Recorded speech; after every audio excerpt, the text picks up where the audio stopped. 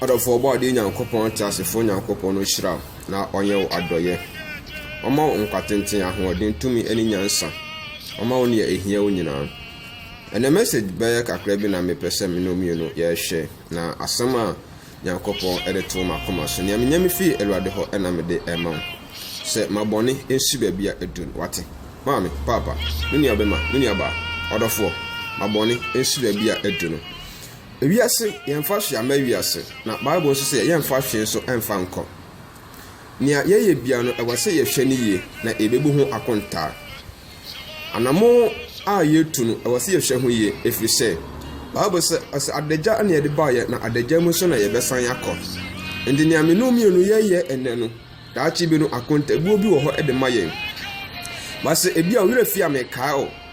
Na se onnim so ameka kire o.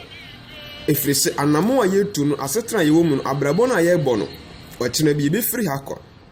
ase ewiase eda ho jan a ose anawiase da ho jan a eniwura da bi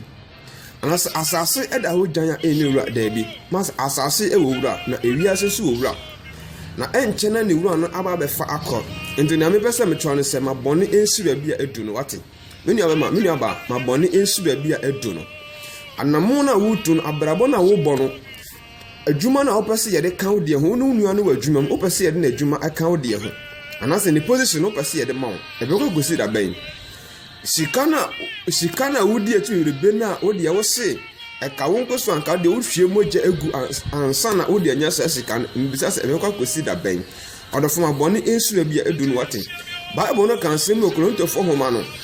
na za Paul homa ochiro kuma Korinto homa Paul homa etosu mienu a ochiro kuma Korinto asafo no Oika etinum chem eduna wase na mo wase ye pie wo atemu adwan enim na obiara bebu na konta senia na dwuma etie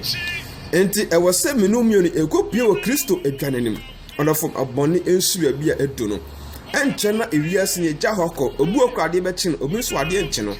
but sade etimi chi no na Yerade person more second chance na wase osachira wa adwen efiri se ewiase yamfa hwiama na yamfa hwe nso emba wiase Unua na okeka na ho nsam no unua na otwitwa ne nenti no unua na eka na kwanke ne position account de unua na eka wonku a nanka yase no nanka de ama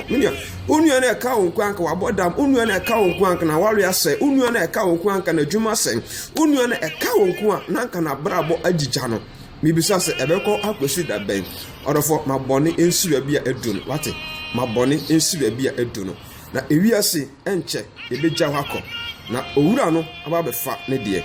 Nyankopon ti asefo no onhyira na onka ho bebre midi e de Reverend Asiedu Kwame Ansa obetumi ahwe me Facebook live ana abri nyina na obetumi ahwe me Facebook eye Asiedu Kwame Ansa GH Asiedu Kwame Ansa GH Nyankopon ti asefo no onhyira bebre amen.